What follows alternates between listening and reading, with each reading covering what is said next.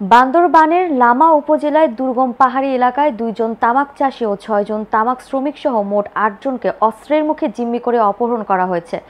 সোমবার গভীর রাতে সরই ইউনিয়নের লেমুপালং এলাকায় এই অপহরণের ঘটনাটি ঘটে। স্থানীয় সূত্রে জানা যায়, দিবাগত রাত 1টার দিকে বেশ কিছু লোক অস্ত্র নিয়ে লেমুপালং এলাকায় আসে।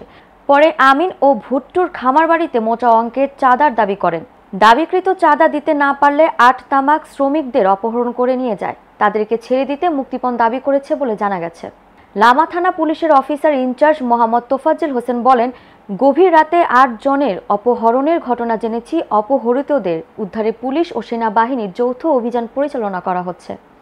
বান্দরবান জেলার লামা উপজেলায় গত 6 মাসে 60টি অপহরণ হয়েছে। প্রায় 49 জন লোক অপহরণের শিকার হয়েছেন। এই অপহরণকৃতরা মুক্তিপণ দিয়ে বাড়ির সন্ত্রাসীদেরকে তারা মুক্তি পেয়েছে। এতে লামা উপজেলার সর্বত্র আতঙ্ক বিরাজ করছে।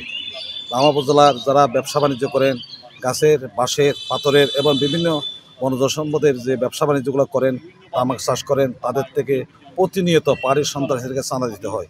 চাঁদা না দিলে তাদেরকে অপহরণ করে নিয়ে যাওয়া হয়। এতে আইনশৃঙ্খলা পরিস্থিতি অবনতি হচ্ছে। সেনাবাহিনীর ক্যাম্প অত্যন্ত জরুরি। সেনাবাহিনী ক্যাম্প স্থাপন না করলে এই এলাকার মানুষ আতঙ্কের মধ্যে দিন যাপন করবে, নিরাপত্তাহীনতার মধ্যে দিন যাপন করবে।